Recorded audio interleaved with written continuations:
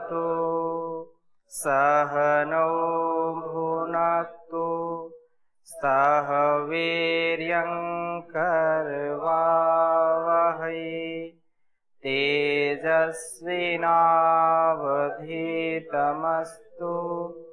मा विद्विषावहै। ओम शांति शांति शांति। वैदिक जीवन पद्धति की इस कक्षा में आप सबका हार्दिक स्वागत है, अभिनंदन है। जीवन को हम एक श्रेष्ठ मार्ग में, दिव्य मार्ग में चलाने के लिए जब तक इंद्रियों का संयमन नहीं करेंगे, जिंदगी में इस राह के जो पथिक हैं, जब तक अपनी दृष्टि को, अपने नेत्रों को या कानों को या नासिका को या रसना को या अपने इस बाह्य शरीर से जो स्पर्श का सुख या दुख अनुभव करते हैं, इसके विषय में जब तक जागरूक नहीं होंगे, जब तक इंद्रियों का संयमन नहीं करेंगे, तब तक उत्कर्ष नहीं मिल सकता है। पिछली कक्षा में हमने इंद्रियों के विषय में काफी चर्चा की थी और हमारे बहुत ही पितृवत आदरणीय मेहता जी ने बाद में प्रश्न किया कि इसको, इंद्रियों को कंट्रोल कैसे किया जाए, ये बड़ा मुश्किल काम है। बड़े बड़े शूरमा भी हार जाते हैं, मन ही नहीं मानता है, नजर गई तो नजर हटती नहीं, कान बिना शब्द सुने मानते नहीं।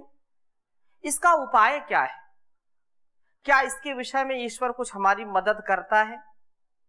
ऐसे प्रसंग चल रहा था।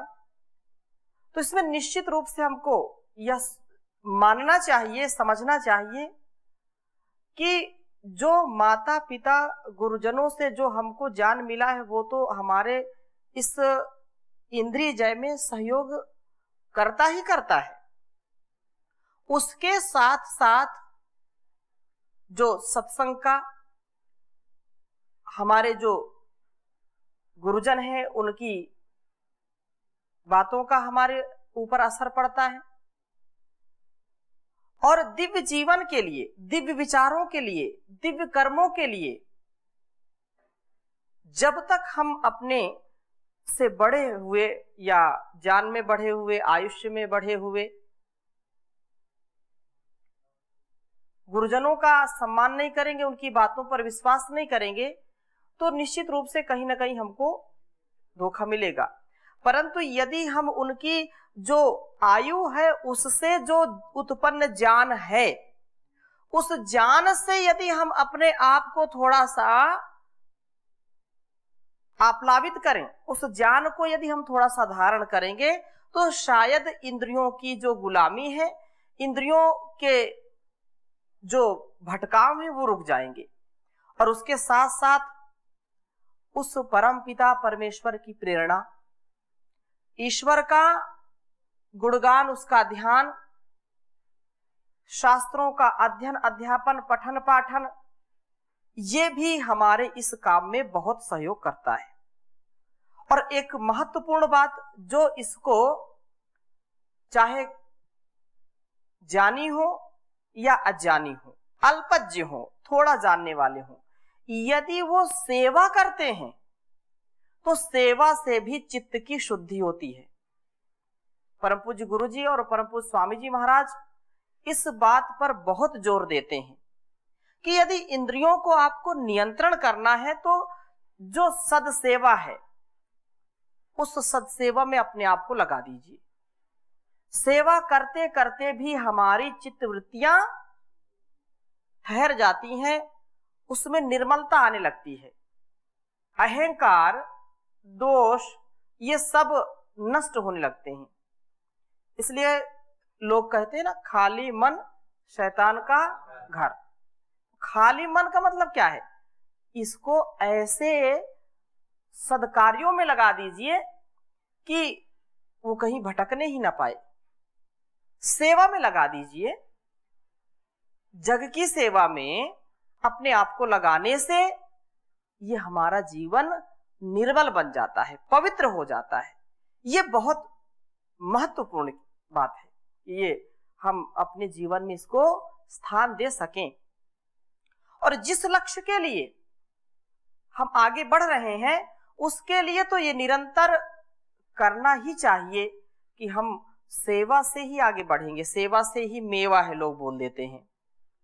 सेवा करेंगे तो मेवा मिलेगी। मेवा क्या है?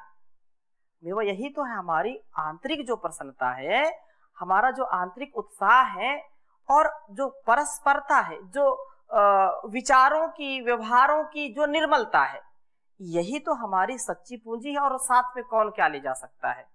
कुछ भी ले नहीं जा सकता। इसलिए एक बार हम संकल्प करें कि नहीं, मुझको जितेंद्रिय बनना ही बनना है, मुझको अपनी इंद्रियों को नियंत्रण में रखना ही रखना है।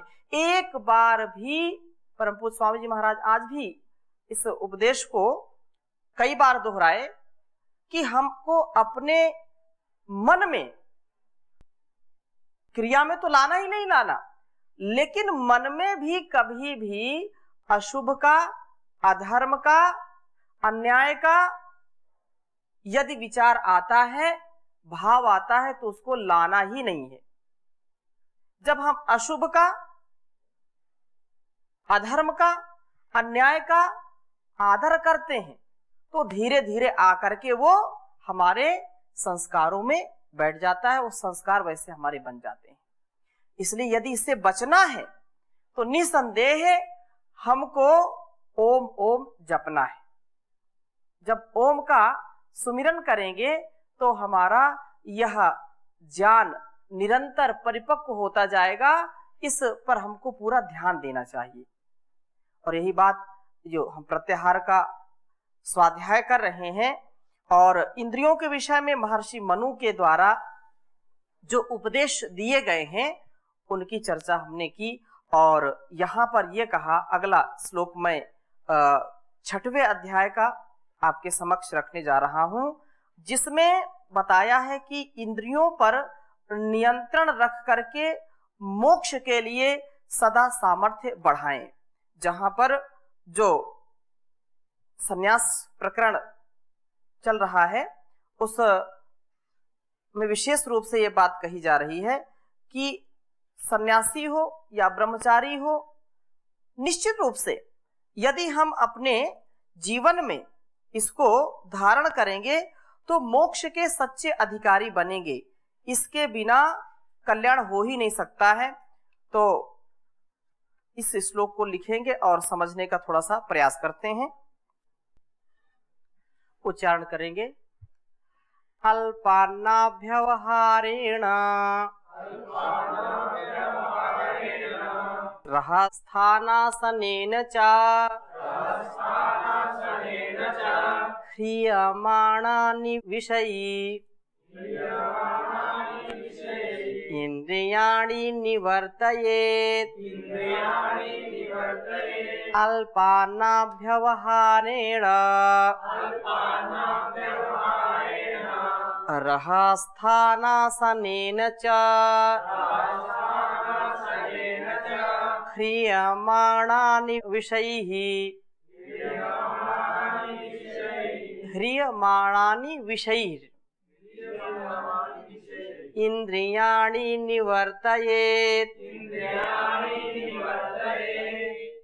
बहुत सुंदर बात ये कही यहाँ पर कि जो मोक्ष के मार्ग में बाधक हैं, अर्थात मोक्ष का तात्पर्य सीधा हम उसी मोक्ष से ले लेते हैं, लेकिन हम अपने जो छोटी छोटी आदतें हैं, छोटे छोटे जो अवगुण हैं, उनको पहले हम अपने से दूर करें, उनसे तो पहले मुक्त हो जाएं। तो ये एक दृष्टि यहाँ पर दी है कि विषयैः ह्रियमाणानि इंद्रियाणि। अल्पान्न जो अल्प अन्न है, अल्प अन्न अभिव्यवहारेण,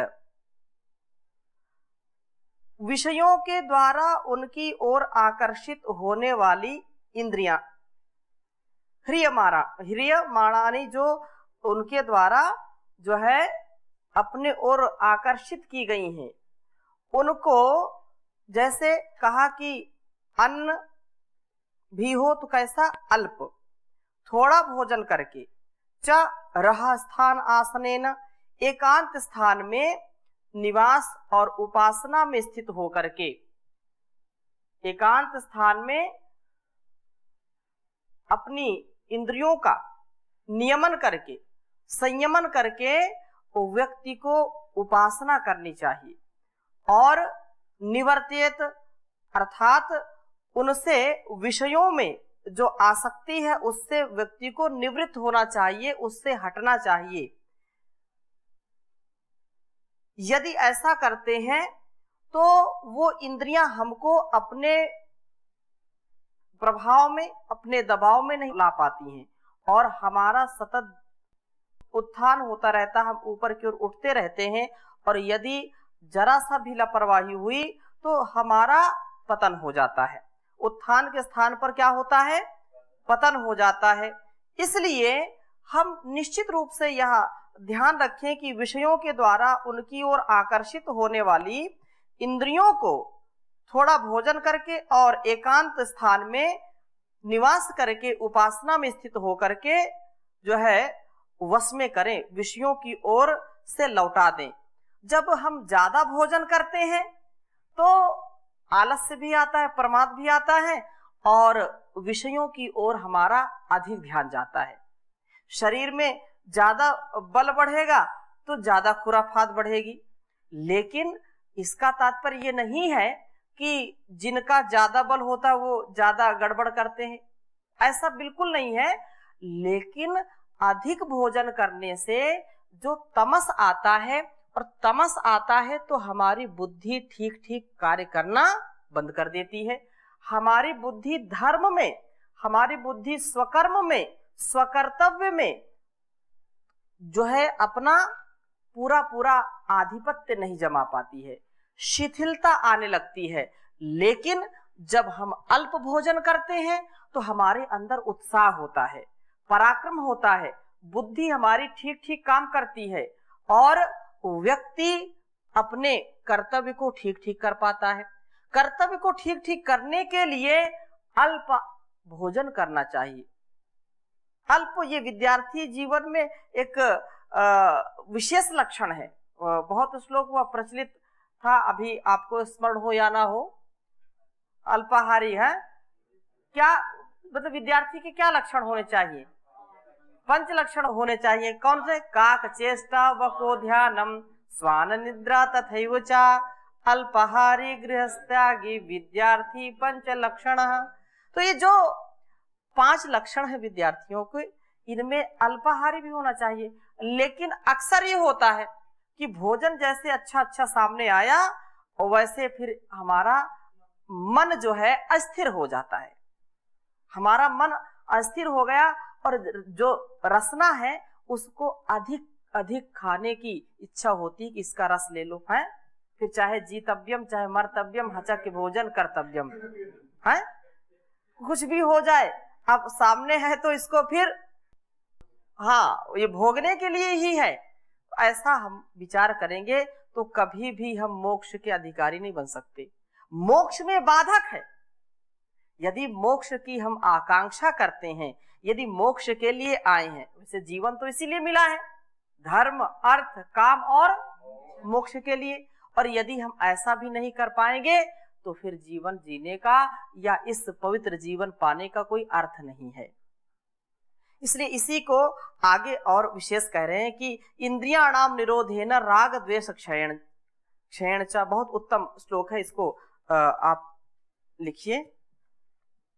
राग द्वेष से युक्त व्यक्ति कभी भी उन्नति को नहीं प्राप्त होता है। उसका जो भाव है वो भाव भले ही वो प्रकट न करे, यदि मन में किसी के प्रति भी ईर्षा द्वेष राग या उससे भी जब हमारे अंदर और अवगुण हो जाते, दुर्गुण आ जाते हैं, तो और हमको परेशानी होती है।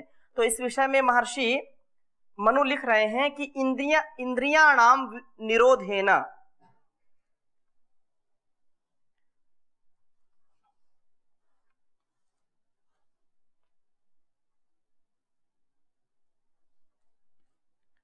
इंद्रियाणाम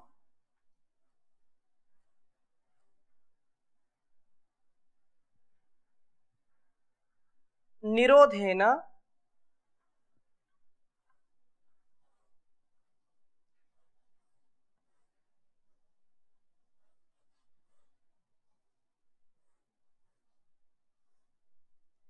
इंद्रियाणाम निरोधेन राग द्वेष क्षयेण च,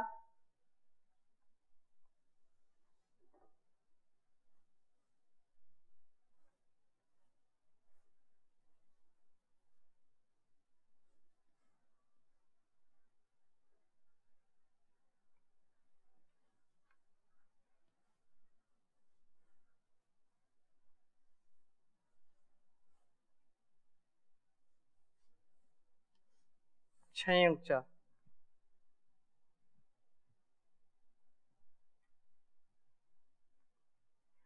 अहिंसया च भूतानां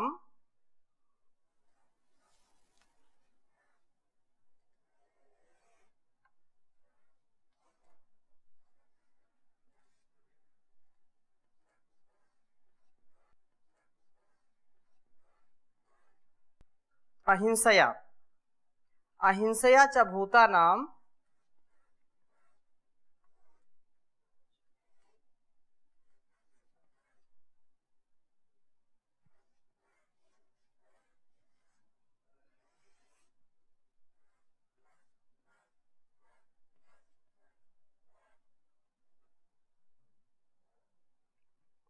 अहिंसया च भूतानां अमृतत्वाय कल्पते। बहुत उत्तम बात कही है, इसको ऐसे भी लिख सकते हैं, भूतानां अमृतत्वाय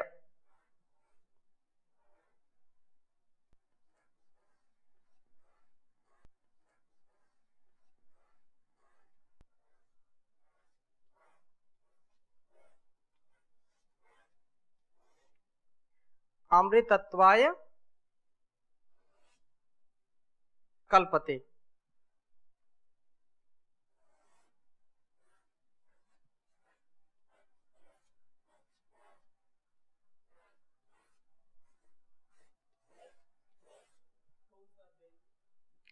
वही अध्याय इसका है, मनुस्मृति का छठा, और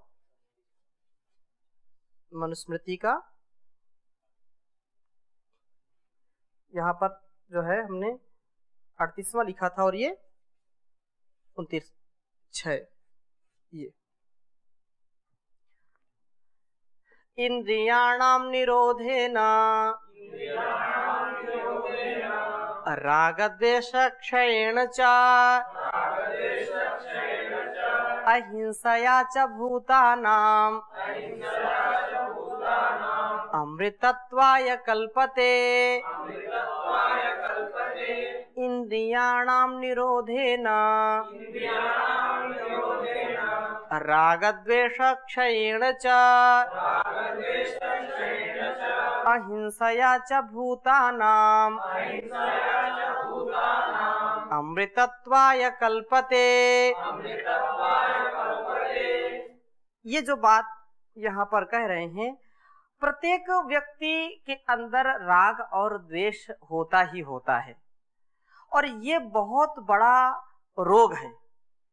राग और द्वेष ये क्या है? बहुत बड़ा रोग है। इसको कहते हैं आधि, ये मानसिक रोग है, और शरीर में यदि पीड़ा कहीं है तो उसको व्याधि बोलते हैं। तो ये रोग है, और ये रोग से कोई बचता नहीं है जल्दी से। तो कह रहे हैं कि इंद्रियाणाम निरोधेन, निश्चयन, निश्चित रूप से इंद्रियों की विषयों में जो प्रवृत्ति है उस प्रवृत्ति को रोकने से, और राग द्वेष क्षयेण च, मोह और राग द्वेष, मोह या कह ले राग कह ले, द्वेष के क्षीण होने से तथा भूता नाम अहिंसया, सब प्राणियों के प्रति मन वचन कर्म से, मनसा वाचा कर्मणा, अहिंसा का आचरण करने से अमृतत्वाय कल्पते, मनुष्य मोक्ष प्राप्ति में सफल हो जाता है, मोक्ष की उसको प्राप्ति हो जाती है। महर्षि देव दयानंद जी लिख रहे हैं कि जो सन्यासी बुरे कामों से इंद्रियों के निरोध, राग द्वेष आदि दोषों के क्षय और निर्वैरता, ये महर्षि ने बार बार लिखा है कि यदि हम आत्मिक उन्नति चाहते हैं, यदि अपने जीवन में मोक्ष को चाहते हैं, विशेषकर ब्रह्मचारी सन्यासी के लिए, तो उसके जीवन में कभी भी किसी के लिए वैर भाव नहीं होना चाहिए, कभी भी किसी से वैर ना रखें, किसी से जो है छल कपट द्वेष ईर्ष्या का भाव ना रखें, किसी से शत्रुता का भाव ना रखें, और सब प्राणियों का कल्याण करता है। यहां पर कहा कि वो निर्वैरता से सब प्राणियों का क्या करता है, कल्याण करता है, वह मोक्ष को प्राप्त होता है। ये संस्कार विधि में संन्यास प्रकरण में भी महर्षि ने लिखा और अन्य स्थानों पर भी सत्यार्थ प्रकाश में भी लिखा है। तो निश्चित रूप से हम जब किसी के छोटे से दोष में उसको अपना वैरी समझ लेते हैं, छोटे छोटे व्यवहारों में हम एक दूसरे में जो है कटुता का भाव रखते हैं, तो ऐसा व्यक्ति आत्मोन्नति को प्राप्त नहीं हो सकता है। यदि आत्मोन्नति चाहते हैं, आंतरिक सुख शांति चाहते हैं, प्रसन्न चेतस रहना चाहते हैं, प्रसन्न चेता बनकर के जीवन व्यतीत करना चाहते हैं, अंतःकरण की शुद्धि चाहते हैं, तो हमको किसी से वैर नहीं करना चाहिए। अब ये कह सकते हैं कि वैर तो हम नहीं करते लेकिन दूसरे लोग कर लेते हैं, तो हम क्या करें? उनको करने दीजिए, उनको करने दीजिए, लेकिन अपने मन में हम किसी के प्रति द्वेष भाव ना रखें, ईर्ष्या ना रखें। फिर आप बोलेंगे कि हमारे यहाँ यदि कोई चोर डकैत लुटेरा आतंकवादी आ जाए और आप बोलते हैं उससे वैर मत रखो। यही बात तो वहां पर भगवान ने कही है कि आप धर्म युद्ध करो, हे पार्थ धर्म युद्ध करो, लेकिन ज्वर रहित होकर के करो, किसी को द्वेष से ईर्ष्या से या शत्रु भाव से नहीं, अपने धर्म के लिए, अपने स्वकर्तव्य के लिए, अपने राष्ट्र की उन्नति के लिए, देश धर्म की उन्नति के लिए यदि आपको किसी का संहार भी करना पड़ रहा है, किसी का तिरस्कार करना पड़ रहा है, तो भी वहां पर आपके अंदर उसके प्रति राग द्वेष नहीं आना चाहिए। बड़ा कठिन काम है, कैसे हो सकता है? संभव नहीं है, लेकिन बात तो यही है। कितना कठिन काम है ये, छोटी छोटी बातों में राग द्वेष आ जाता है, ईर्ष्या आ जाती है, और किसी का संहार करना हो तो ये तो बड़ा कठिन काम है। तो यहां पर यह बात कही कि जो व्यक्ति निश्चित रूप से यही भाव हो कि यहाँ दो बातें आई हैं कि अहिंसा और राग और द्वेष, इंद्रियों का निरोध। तो यही बात वहां भी कही कि अहिंसा प्रतिष्ठायाम तत्सन्निधौ वैर त्यागः। ये भी महर्षि पतंजलि ने लिखा कि नहीं, कि अहिंसा का पालन करने से क्या सिद्ध होगा, क्या इससे प्राप्ति होगी, उसका फल क्या है। तो उन्होंने कहा कि अहिंसा की प्रतिष्ठा जब हो जाती है तो अहिंसा की सिद्धि से निर्वैरता आ जाती है, उसकी प्राप्ति हो जाती है, और उसको प्राप्त करके व्यक्ति मोक्ष के लिए सामर्थ्य बढ़ाने में सफल हो जाता है। तो यहाँ पर हम इंद्रियों को जब संयमित रखेंगे, इंद्रियों को अपने कंट्रोल में रखेंगे, तो हमारे अंदर का जो किसी के प्रति राग है, किसी के प्रति द्वेष है, ईर्ष्या है, किसी से वैर है, तो वो धीरे धीरे क्या हो जाता है, क्षीण होने लगता है। और ये अगर सिद्ध हमने कर लिया तो हम जीते जागते समाधि को प्राप्त हो गए। अर्थात चलते फिरते हमारी समाधि लगेगी, हम समाधान में रहेंगे। आज यही तो झगड़ा है, यही बार बार व्यवधान आ जाता है, नहीं उससे पटरी मेरी नहीं खाती, छोटा सा बच्चा वो भी मेरे से बात मत करना, मैं टेंशन में हूं। हाँ, छोटे छोटे बच्चों को टेंशन है, छोटे छोटे जो है